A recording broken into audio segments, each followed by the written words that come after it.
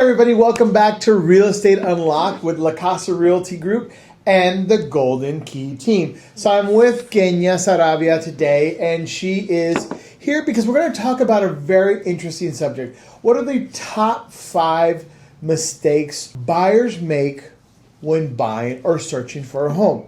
All right, Kenya, so you've been doing this for about 3 years now. Yes. You've worked on my team. We do a lot of transactions. We work with buyers and sellers. What is one thing you see that constantly buyers do? So I do see a lot of when somebody comes and they come through like an inquiry online. They see a house and they absolutely love it and they want to go see it. But this is where we're like, oh, we want to show you. We want you to have that motivation, right? But do you qualify for it, right? Are you pre-approved for it? We had a showing this weekend and I kind of told them, you want to know what that magic number is because then you can go see homes at that price point instead of falling in love with something that's $100,000 over and then you don't qualify for it and then you're bummed out because you can't purchase that. Right, and the other thing that I see is what happens when they do that is they see something that they love, they fall in love with it, it's now in their heart, in their mind.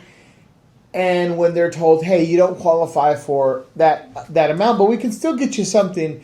Now, everything they look at, they're going to compare to that house that was never theirs. It was out of their expectations. So I think that in when we kind of go back to it, what is the one mistake that they do, the number 5 top mistake that buyers do when searching a home? They start their home search without being pre-approved with a loan. And again, when you do this, it sets the standards. It tells us what you can buy, where you can buy, what type of loan you're going to get, what is the reality of how much you're going to pay. So again, getting pre-approved is something you want to do first, and you can do that with us. You can do that with one of our preferred lenders. And it's just so important that you take this first step. And it might be a little inconvenient. I know that buyers, I've had this with a phone call, they go, well, I just want to look first. And if I like it, then I'll buy it. What do we say to that? Again, it's just falling in love with that house that we don't know if you will qualify at the end of the day. And we want to avoid that, right? And we want to be put in a position where your expectations are set from the very beginning. And we know exactly when we walk into something, when we have that pre-approval number, we can work with something instead of you falling in love with something, not qualifying for it, and then being back to square one where you're going to feel like nothing is going to compare to that house because if it was above the price point that you qualified for, you're not going to find something if at that price point, right, with something that you fall in love with. And if it's a good deal, I will tell you the other thing too that I see is by the time you fall in love with and you go back to the lender, it could be under contract. I found this weekend with new homes. There was a house that they had really lowered to kind of incentivize buyers. And I got I want to think about it and talk to the family. 2 days later, we call back and the builder's like, that one's under contract. What is a second thing that we see in this industry right now with buyers, a mistake or an issue that they have on their home search? It's going to sound a little biased, but it's not. Working without a realtor, right? And we see this a lot with new homes, especially right now with the builders going directly to the builder, right? And like we always like to say, and that's good because you go in, right? And they're very knowledgeable as the builder's rep. They're very knowledgeable with what they're selling, right? But at the end of the day, they're working and representing the builder. That's right. That's right. And as realtors, we're going to work for you and look out for the best interests for you. Yeah, we have a fiduciary responsibility to our clients. So we're also going to tell you the truth about the builder. Every builder you go to, and I love my guys, but the thing is they work for the builder. So they're going to tell you that their product's the best, that their warranty's the best. But what we do is we kind of break it down and tell you what the truth is about them, what their reputation is. And also, I have to say this, I can also debunk some of the reputations. I know that there's one builder in particular for years had a bad reputation online, complaints, and I would stick up for the builder because I actually sold many of their homes. And again, it looked like a lot of complaints, but when you look at the percentage, it was no bigger than any other builder. So Yeah. our job is to inform you about their builders, their reputation, their incentives. And I will say, like, because somebody, maybe one person had a bad experience, that doesn't mean it's going to be the same for you, right? And like myself, I bought a home with, and a lot of people I've gone and I've seen all these rambles about the builder not being the best. But in my experience, I had a good experience, right? And so just that one, maybe that one bad comment doesn't mean that that's going to happen to you, right? Right, but having the guidance of a realtor Yes. is key. And again, remember, working with a realtor, Yep. not Yeah. many realtors, not calling whoever picks up the phone. Yeah. AI, we found that a lot of people are looking at AI and Yeah. asking ChatGPT, what's the best? It's really good to actually work with somebody in a team that you feel comfortable with. Yeah. Somebody who you're going to mesh with well, because I say this, and I know it's joking, but if we go under contract, we're married to each other for 30 days, Yeah. right? We've got to have to talk Yeah. daily. So you definitely want to work with somebody who's experienced and somebody who's going to work for you, or you feel that's working for you. I can show you data that shows that clients or buyers that work with realtors save money, and those who do not actually cost them more money. And this goes for both sellers and buyers, because again, you don't know what you can and can't negotiate. You don't know necessarily what the best loan is for you. Yep. We do. We also know what the market is. We have data that can show what things are actually selling for, so that you don't make the wrong offer. Okay? Yeah. And I will say, a lot of buyers feel like the price there, right, is not negotiable. We always say, as realtors, we know this because we're in the business. Everything in real estate is negotiable. That's right. That's right. Especially right now in a buyer's Yep. market.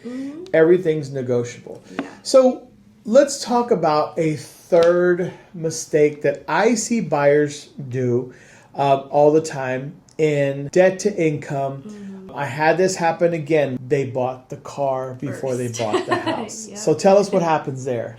Yes, and so I'm not a lender, right, but I've worked very closely with a few lenders. So when we go and the lender goes and qualifies somebody, they are going to take your income and your debt, right? Having a car loan is part of that debt. If you have credit cards, all of that is going to minimize your income, right? And so that's where your pre-approval, the amount could be a lot less. So what does that mean? If you didn't have the car, right, your debt to income would have been a lot more. So it will make that price point of a house smaller. And if you have you want to have a $400,000 house, but you have a car payment, it's going to make it less, right? Because of what you can afford to the bank. Maybe you can, but numbers wise, right, they have to go based off of what they see. Yeah. And a car payment is a killer. I'm going to be really honest with you. A $500, $800, I've seen these car payments, they're crazy. And I get it, you're young, you deserve a vehicle, you need a vehicle for work. But I do tell people honestly, you can literally be approved for the car loan the day after you close on your house and I hand you the key. But if you do it the other way around, if you buy the car and then you go for the house, you're going to hit debt to income ratio. I will say I did take Jaime's advice. When I purchased my house, he told me, don't buy a car, and I needed a car. He's like, don't buy a car until you buy your house, because I knew the goal that I wanted was to buy my house. So literally, I bought my house, and I was actually approved for 2 cars right after I bought my house. So I definitely agree. And I know sometimes it's like, we need a vehicle, but making that sacrifice for a little bit of time to get your home first, you can literally be approved the next day for a car. The bank on an FHA loan is 55% debt to income. That means that your debt can be up to 55% of what you make a month. What we're seeing is we're moving to a generation where younger people are now starting to buy homes. They're starting to see and get the investment that, hey, I got to start young because prices are going up. And the longer I wait, the further I'm going to move out of Austin and the less I'm going to get. But what's happening is most younger people, our income is limited, right? Yeah. So I tell them, if you start now, if you buy the house, you can get the car, which again leads to the next one. What's the fourth thing or fourth mistake that I see people make? This is reporting income. or not reporting income. And again, this goes a lot to, if you're a W-2 employee, if you're a regular salaried employee, it's pretty simple. You get a W-2 so we know your income, right? It's pretty easy to calculate. But contractors, self-employed people, I understand, I get it, I'm self-employed. We don't want to pay more than our fair share to the government in taxes. But unfortunately for the bank, we have to show that we qualify with enough money. So I get this all the time, and I'm sure you see this because, again, self-employed. Mm-hmm. Well, the company makes $100,000. Yep. At the end of the day, what does the bank look at? Yes. So at the end, so you, right, as a self-employed, you make certain amount, but then you deduct, and then you're ending with 24,000. Right. So the bank is going to look at that 24,000, right? And they're going to look at, that's going to make you seem like you don't qualify, right? Because I know we don't want to pay taxes. And I've personally seen a lot of clients do this, and I did it myself. So I also You had took to the wait. legal deductions Yep. that you can. You can take all the maximum deductions if you want. Yeah. We're not saying you can't do that, Mm-hmm. but your goal is to own a home. Yes. So you have to show the bank that you truly make enough money. Yes. So be very careful on the deductions you make, Mm-hmm. especially the 2 years, because they take the average of 2 years. Remember, people. So I had a client, many clients who've done this. They come in, they're like, okay, look at my taxes. So we have one, and she reported 24,000, which is a very common number, number. very common number. So she wanted a $300,000 home. Unfortunately, remember, they're going to take the average of 2 years. Mm-hmm. So to get to $60,000 average, she had to report $100,000. I think it was $120,000. Yeah. So that it would average out to 60. And she was like, well, no, I don't want. I said, okay, you either do it or you don't do it and you don't get the house. Yeah.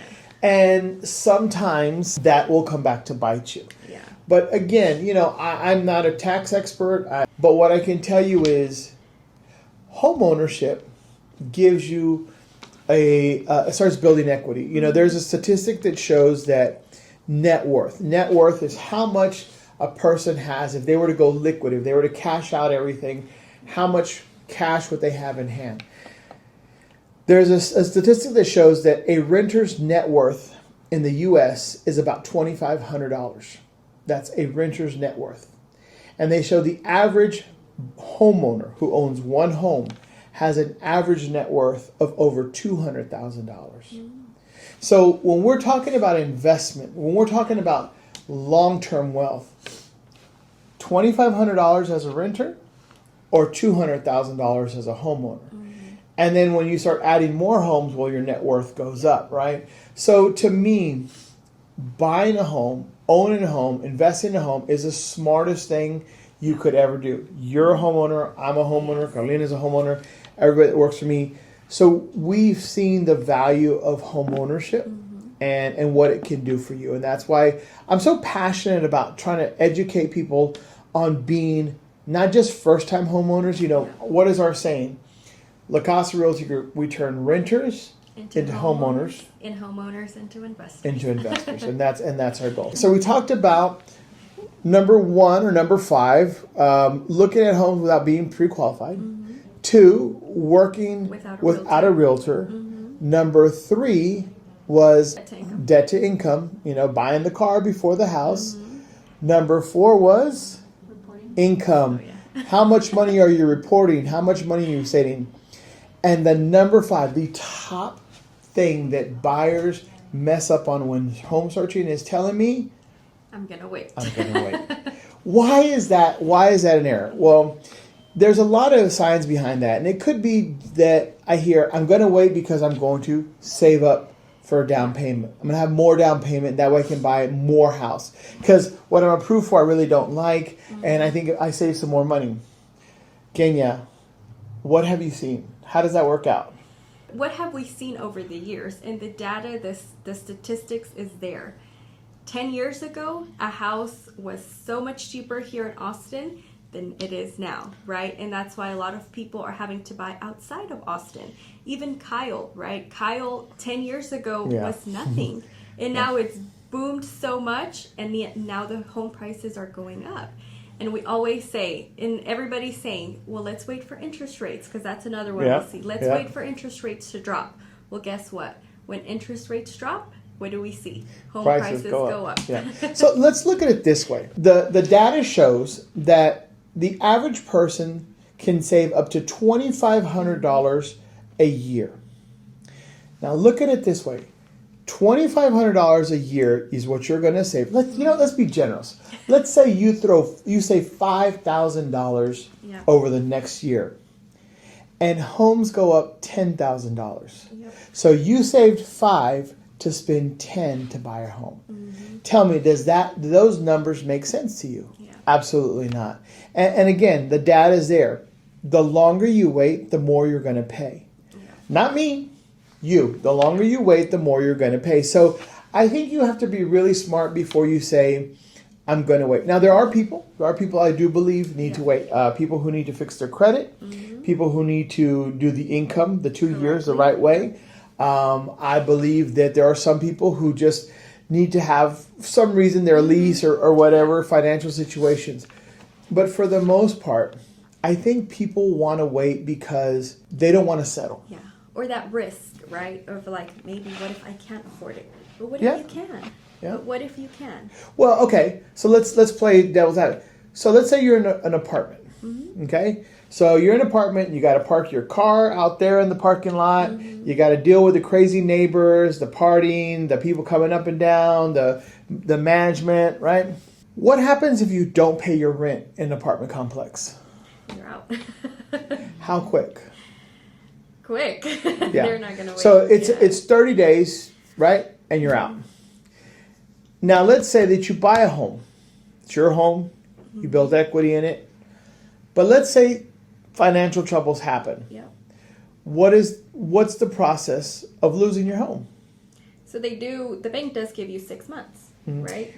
But you can sell, right? You have something that you have that stability of something where you can pull out of and you can sell. Yeah. And you get your money back. And I think that's what people need to understand, that if you don't pay your rent, they're going to kick you out in 30 days. If you don't pay your mortgage, banks are going to, work with you. There's a law. Yeah. They've got to give you certain notices. Yeah. I've seen people go, I currently have a client right now who has not made a mortgage payment in 6 months, and they have not gotten the first letter for foreclosure. Mm-hmm. So it's probably going to take the bank a whole year before they decide to foreclose, because the banks want to work with us, right? Yeah. So again, I'm not saying do that, but I'm saying the fear of, well, I'm going to lose it. No, because guess what? We're also going to put her property up for sale, and there's probably going to be some type of financial gain out of it. Yeah. So it's not ideally what we want, but there's a better option than being evicted for non-payment of rent. Yeah. I think that home ownership can be one of the best things you can do, is the best thing you can do as an investment to build equity, to start your portfolio. I think that you have to be wise about it. Doing this alone absolutely makes no sense whatsoever. Doing it the way you think, or maybe your mom or uncle's telling you, again, 10 years ago, 20 years ago, it was a different ball game, a different story, how things worked. Yeah. You definitely need to have somebody who's in the know, who's in the business, and there to guide you. That's it. So, there you go. The 5 most common mistakes or errors, or not buy a home. So, if you like this, don't forget to follow, to subscribe, to share. If you've got that friend who's living in an apartment complex and he's always complaining, send him this video. Yes. Let him know that he needs to reach out to us, and we need to sit down and have a talk. We need to get him a home. I'm Jaime Lizalde, owner of La Casa Realty Group. This is Kenya. Yes, with La Casa Realty Group. And the Golden Key team. That's right. And we're here every week giving you everything you need to know and want to know about real estate. So we hope to see you next week.